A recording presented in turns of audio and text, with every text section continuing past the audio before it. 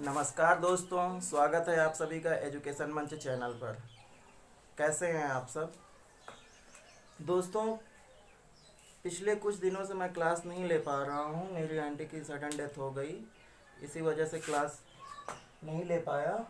वरना क्लास हम लोगों को कंटिन्यू करनी चाहिए थी, उसके लिए सॉरी। आज से हम लोग अपनी क्लास आगे शुरू करते हैं।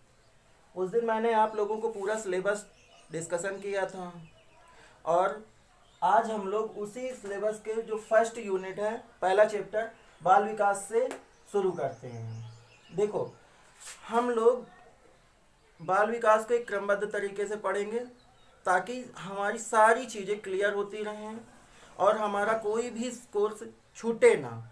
ताकि कोई भी पेपर हो, किसी भी बाल मनोविज्ञान का पेपर हो और बाल विकास से क्वेश्चन आए तो हम उसे सॉल्व कर सकें। देखो, हम लोग सिस्टमेटिक ढंग से सबसे पहले बाल विकास का इतिहास पढ़ेंगे, फिर परिभाषाएं पढ़ेंगे, फिर अभिवृद्धि एवं विकास के बारे में पढ़ेंगे, फिर विकास क्रम में होने वाले परिवर्तन को पढ़ेंगे, फिर विकास का नियम पढ़ेंगे, फिर विकास को प्रभावित करने वाले कारकों को पढ़ेंगे, अवस्थाएं, गर्भावस्था, शैशवावस्था, बाल्यावस्था, किशोरावस्था, कितनी अवस्थाएं होती हैं, उसमें कौन कौन सी एज होती है, ये सारी चीज़ें पढ़ेंगे। फिर विकास के सिद्धांत पढ़ेंगे। उसके बाद विकास के पक्ष, शारीरिक, मानसिक, सामाजिक, संवेगात्मक कौन कौन से पक्ष आते हैं, हम उसके भी ऊपर चर्चा करेंगे और सारी चीज़ें जानने का प्रयास करेंगे। और एक टॉपिक क्लियर होने के बाद उससे मैं रिलेटेड 8-10 क्वेश्चन कराऊंगा और लास्ट में जब ये सारी चीज़ें कंप्लीट हो जाएंगी तो लगभग हम लोग 100 क्वेश्चन, लगभग इससे रिलेटेड 100 क्वेश्चन सॉल्व करेंगे ताकि हमारा क्वेश्चन भी कोई ना छूटे और सिलेबस भी, मतलब थ्योरी भी तैयार हो जाए और क्वेश्चंस भी।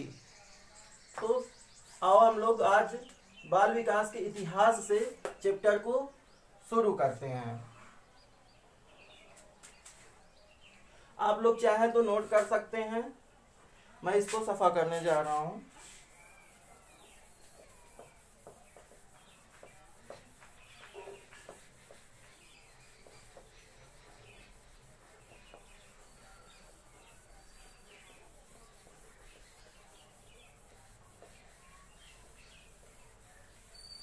सबसे पहले देखते हैं बाल विकास का मतलब क्या है। बाल विकास, जैसा कि देख के ही लग रहा है, बाल विकास, बालक का विकास। इस शाखा के अंतर्गत हम बालक के विकास की चर्चा करते हैं। क्या आप लोगों को पता है कि ये जो बाल विकास के अंतर्गत जो अवस्थाएं हो पाई जाती हैं, ये कहां से कहां तक की होती हैं? देखो, बर्क महोदय, एक बर्क महोदय थे, इन्होंने जो बाल विकास की अवस्थाएं बताई हैं वो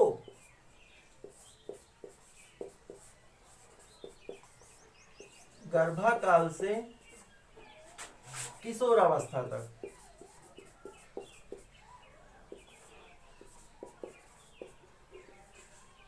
गर्भाकाल से किशोरावस्था तक बताई है। सबसे पहले इसको बर्क महोदय ने ही परिभाषित किया था। किशोरावस्था को परिपक्वावस्था भी कहते हैं।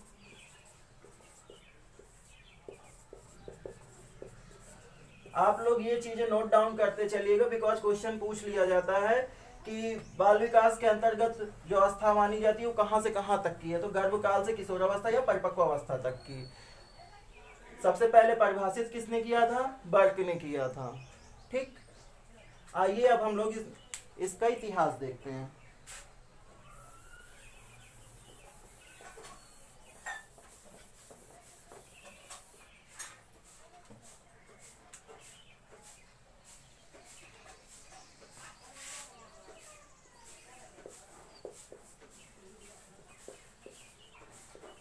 इतिहास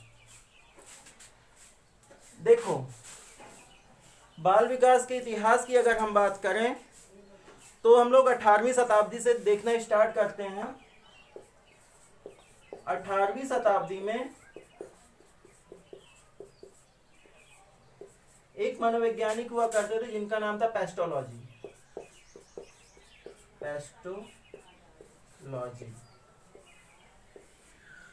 इन्होंने अपने ही पुत्र इनके पुत्र का नाम अल्बर्ट था।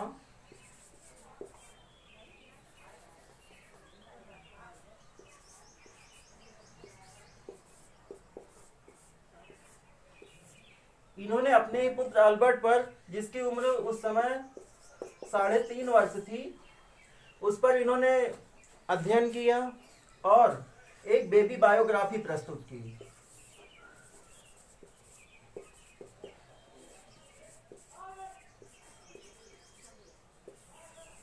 अध्ययन करके इन्होंने एक बेबी बायोग्राफी प्रस्तुत की। ये कब की बात है? 18वीं शताब्दी की बात है कि इन्होंने की, एस्ट्रोलॉजी ने की।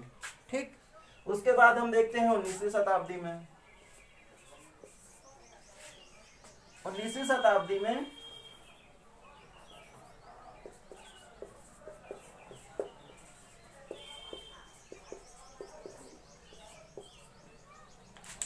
हम लोग इसको सफा कर देते हैं।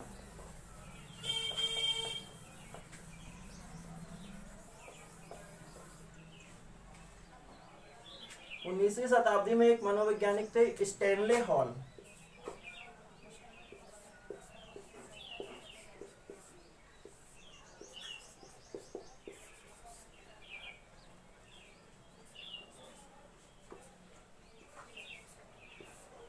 Stanley hall. स्टैनली हॉल ने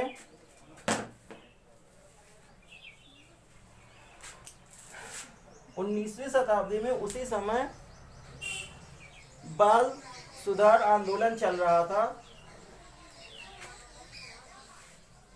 कहाँ चल रहा था? अमेरिका में। अमेरिका में 19वीं शताब्दी में बाल सुधार आंदोलन चल रहा था।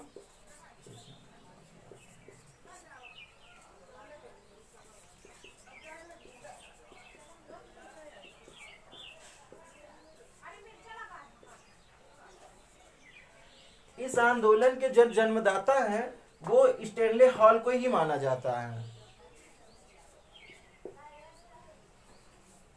किसको माना जाता है? स्टैनले हॉल को ही माना जाता है। और कहाँ चल रहा था? अमेरिका में चल रहा था। स्टैनले हॉल ने सबसे पहले बालकों के लिए प्रश्नावली का निर्माण किया था। क्या किया था? बालकों के लिए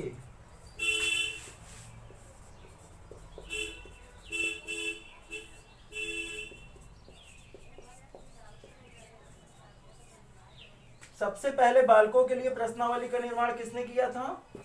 स्टैनले हॉल ने किया था। अगर क्वेश्चन पूछ लिया जाए कि प्रश्नावली का निर्माण किसने किया था, अगर ये बालकों के लिए हटा दिया जाए, सिर्फ प्रश्नावली के लिए निर्माण की बात आ जाए, तो सिर्फ प्रश्नावली के लिए निर्माण, सिर्फ प्रश्नावली का निर्माण सबसे सर्वप्रथम वुडवर्थ ने किया था। वुडवर्थ ने किया था सर्वप्रथम प्रश्नावली का निर्माण। बट बालकों के लिए या मनोविज्ञान के दृष्टि से प्रश्नावली का निर्माण किसने किया था? तो स्टैनले हॉल ने किया था। स्टैनले हॉल ने 2 ऑर्गेनाइजेशन की भी स्थापना की थी बालकों के ही लिए, जिसका नाम था, फर्स्ट का क्या था यार, रुको मैं याद करके भी बता दे रहा हूं आपको। हाँ देखो, चाइल्ड वेलफेयर ऑर्गेनाइजेशन, एक था चाइल्ड स्टडी सोसाइटी। इन्होंने 2 ऑर्गेनाइजेशन का भी निर्माण किया था, child welfare organisation and child study society. इन्होंने बालकों पे इतना गहन और क्रमबद्ध अध्ययन किया था, इसी वजह से इन्हें मनोविज्ञान का जन्मदाता भी माना जाता है। क्या माना जाता है? मनोविज्ञान का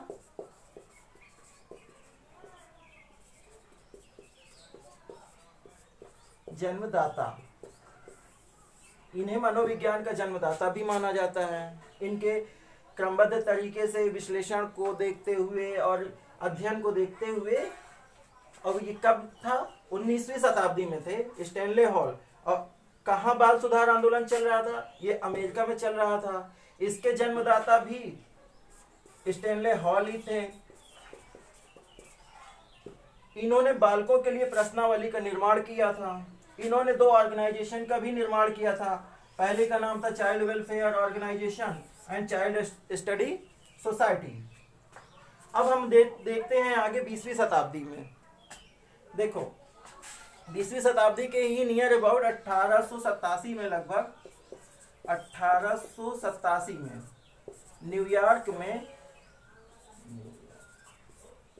न्यूयॉर्क में बाल सुधार गृह का निर्माण किया गया।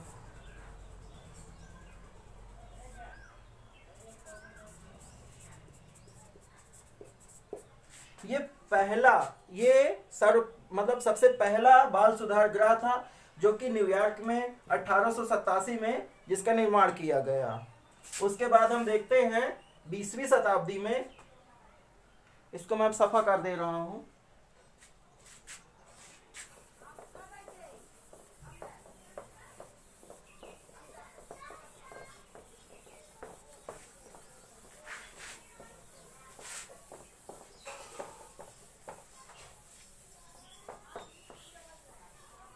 बीसवीं शताब्दी में एक मनोवैज्ञानिक थे क्रो एवं क्रो। 20वीं शताब्दी में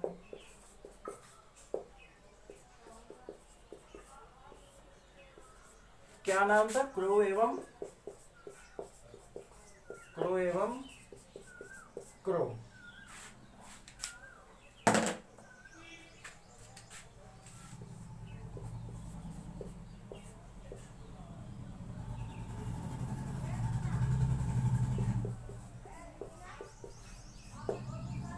दोस्तों ये क्रो एवं क्रो ये एक नाम नहीं है, ये 2 नाम है।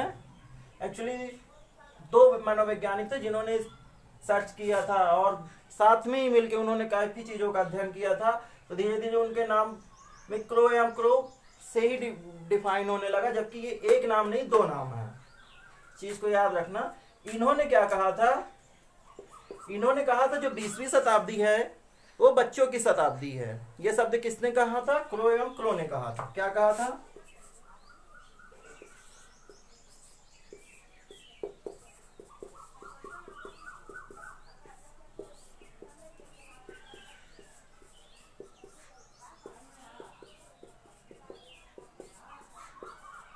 बीसवीं शताब्दी को बच्चों की शताब्दी बताया था। तो ये तो रहा एक छोटा सा इतिहास, जो कि जरूरी क्वेश्चन जो उसमें थे वो मैंने आपको बता दिए हैं। अब देखते हैं भारत में इसकी शुरुआत कब हुई। भारत में, अपने देश भारत में 1930 से बाल मनोविज्ञान के अध्ययन की शुरुआत की गई।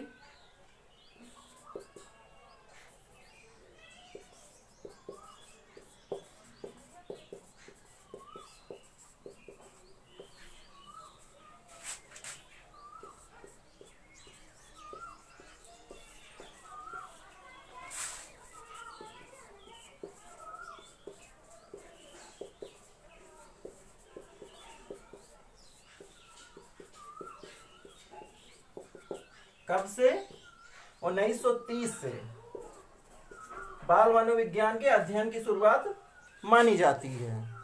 तो ये रहा एक छोटा सा इतिहास इसका। आप लोग चाहे नोट डाउन कर सकते हैं, वरना मैं इसे सफा करने जा रहा हूं।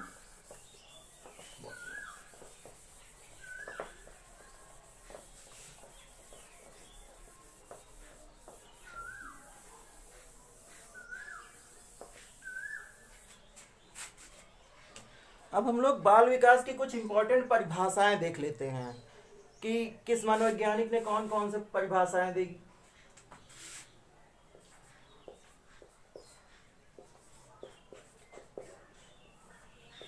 जब परिभाषा खत्म हो जाएगी तब मैं इससे रिलेटेड कम से कम 20 क्वेश्चन आप लोगों को कराऊंगा।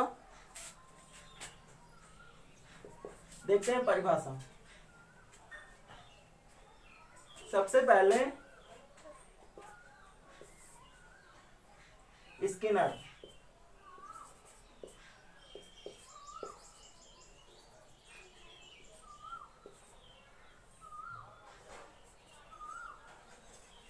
स्किनर साहब ने कहा था बाल मनोविज्ञान बालक के व्यवहार और अनुभव का विज्ञान है। क्या कहा था? बाल मनोविज्ञान बालक के अनुभव और व्यवहार का विज्ञान है।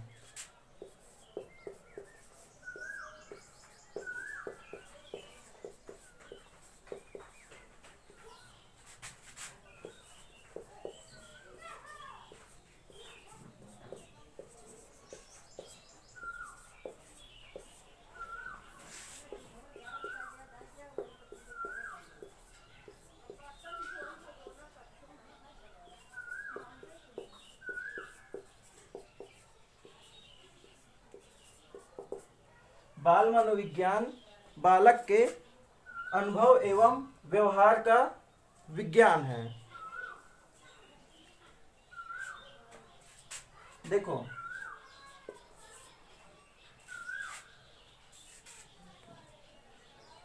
गैरिसन एवं अन्य ने कहा था, किसने? गैरिसन एवं अन्य। इन्होंने बताया था बाल मनोविज्ञान का प्रत्यक्ष संबंध बालक के व्यवहार से है।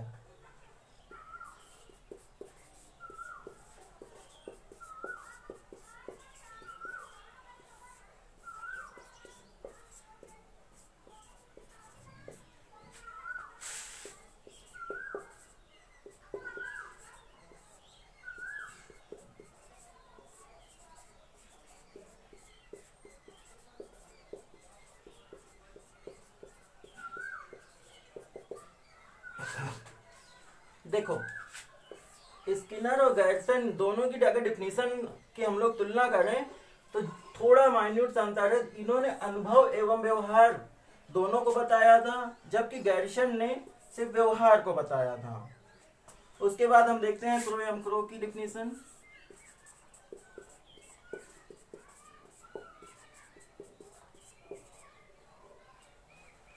इन्होंने कहा था बाल मनोविज्ञान वह विज्ञान है जो व्यक्ति के विकास का मनोवैज्ञानिक अध्ययन उसके गर्भाकाल से किशोरावस्था तक करता है। कहाँ से कहाँ तक? गर्भाकाल से किशोरावस्था तक करता है। मैं लिख दे रहा हूँ।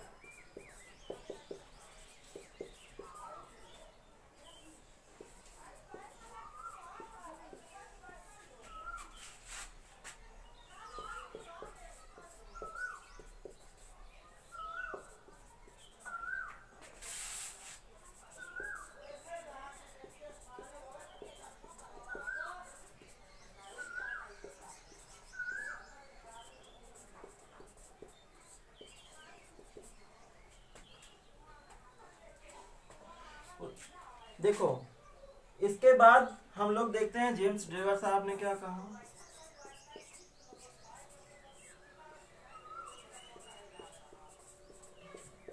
इस डिफिनीशन को लिख लूं तब मैं आपको समझाता हूं। देखो, इन्होंने कहा था बाल मनोविज्ञान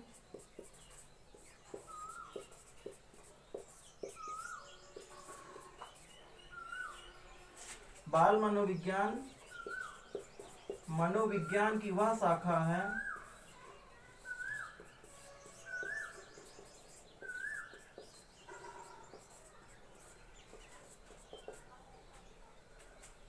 जो प्राणी के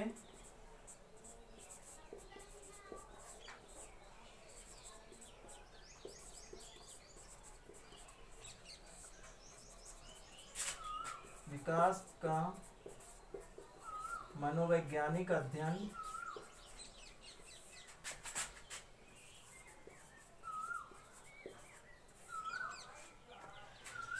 जन्म से परिपक्वावस्था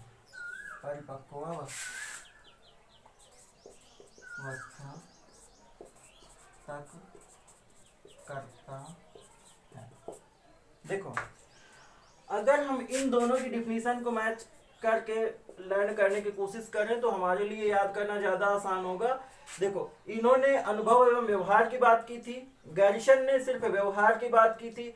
अगर हमें पूरी डिफिनीशन नहीं भी याद हो रही है, हम कुछ ऐसे वर्ड हैं जिसको अगर कैच कर लेते हैं और याद रख लेते हैं कि किसने किससे, अगर उसे रिलेट कर दें तो जब एग्ज़ाम में आएगा ना वो चीज़ें, तो हम उसे कर ले जाएंगे, वो हमारा छूटेगा नहीं, ना ही गलत होगा।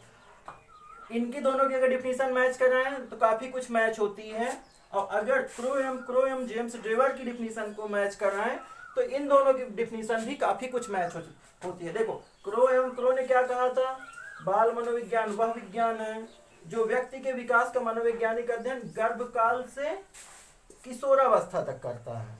और यहाँ जेम्स ड्रेवर साहब ने भी वही चीज़ें बोली हैं, लेकिन इन्होंने बस एक अंतर किया, इन्होंने कहा जन्म से परिपक्वावस्था तक। देखो, किशोरावस्था को ही परिपक्वावस्था भी कहते हैं, तो बात वही हो गई, चाहे किशोरावस्था कह लो चाहे परिपक्वावस्था, लेकिन इन्होंने जो वर्ड दिया है वो परिपक्वावस्था दिया है। जन्म से परिपक्वावस्था, गर्भकाल से किशोरावस्था तक। तो दोस्तों, ये रही कुछ इंपॉर्टेंट परिभाषाएं। एक का डिफिनीशन और छुट्टी है जिसको मैं कल, स्टैनले हॉल की एक डिफिनीशन है जो इम्पोर्टेंट है, उसको कल मैं आप लोगों को बता दूंगा। तो आज के लिए हम लोग इतना ही रखते हैं। और दोस्तों, आप लोगों को अभी तक जितना मैंने पढ़ाया उसमें कोई भी कहीं से भी प्रॉब्लम हो तो आप कमेंट में ज़रूर लिखिएगा, और चैनल को सब्सक्राइब करिएगा ताकि मेरी जो नेक्स्ट आने वाली वीडियो है वो आपको समय से मिल सके। Thank you.